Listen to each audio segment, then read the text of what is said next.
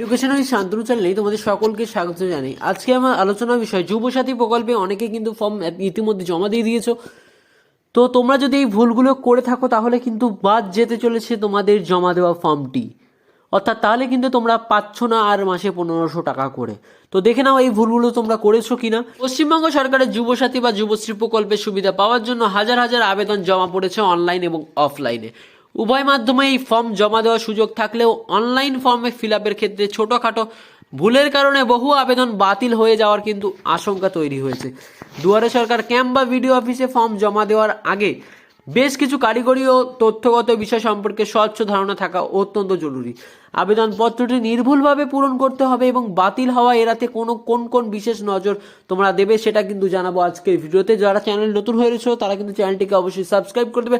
যুবসাথী ফর্মটি কীভাবে সম্পূর্ণ ফিল আপ করতে হবে তারা কিন্তু প্লেলিস্ট চেক করে দেখে নাও, সেখানে কিন্তু সম্পূর্ণ ফর্ম ফিল আপটি করে দেওয়া রয়েছে। লেখার ধরন ও কালির ব্যবহার। অনেকেই অভ্যাসবশত ছোট হাতের অক্ষরে বা কার্সিভ হ্যান্ডরাইটিংয়ের ফর্ম পূরণ করেন, যা এই ক্ষেত্রে একেবারেই বর্জনীয়। ফর্মটি সম্পূর্ণভাবে ইংরেজি বড় হাতের অক্ষরে পূরণ করতে হবে।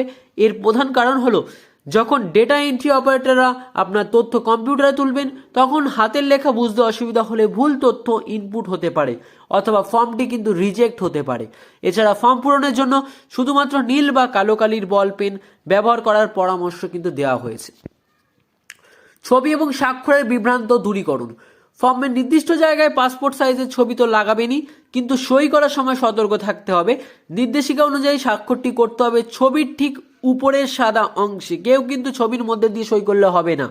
ছবির ওপরে বা আশেপাশে সই করলে অনেক ক্ষেত্রে জমা নেওয়া হলেও নিয়ম অনুযায়ী উপরে সাদা অংশে সই করা বাঞ্ছনীয়। এটি টেকনিক্যাল ভেরিফিকেশনের সময় সুবিধা করে দেয়।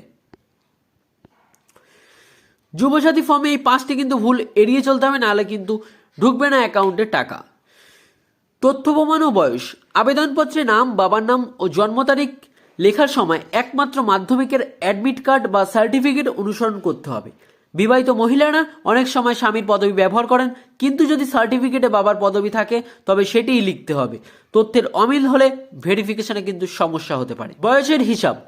ফর্মের নির্দেশিকা অনুযায়ী বয়স গণনা করতে হবে 1 এপ্রিল 2026 তারিখ থেকে। আজকের তারিখ বা জমা দেওয়ার দিনের বয়সের হিসাব লিখলে তা ভুল বলে গণ্য করা হবে। প্রয়োজনে গুগলের এজ ক্যালকুলেটর ব্যবহার করে সঠিক বয়সের নিয়ম কিন্তু বের করে নাও। পেশা ও ব্যাংক অ্যাকাউন্টের সতর্কতা।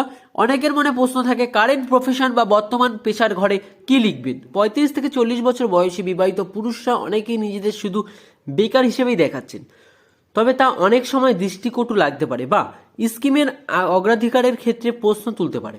তবে আনএমপ্লয়েড লিখে যে ফর্ম বাতিল হবে এমন নয়।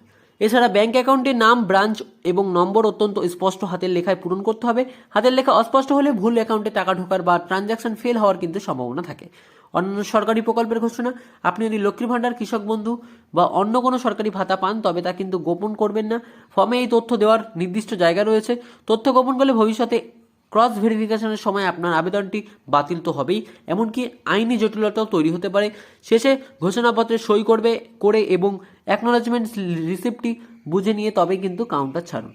তো ভিডিওটি তোমাদের কেমন লাগলো তা কিন্তু অবশ্যই জানাবে। চ্যানেল নতুন হতে গেলে চ্যানেলটিকে অবশ্যই সাবস্ক্রাইব করে দেবে যুবসাথী প্রকল্পের সমস্ত আপডেট সবার আগে পাওয়ার জন্য।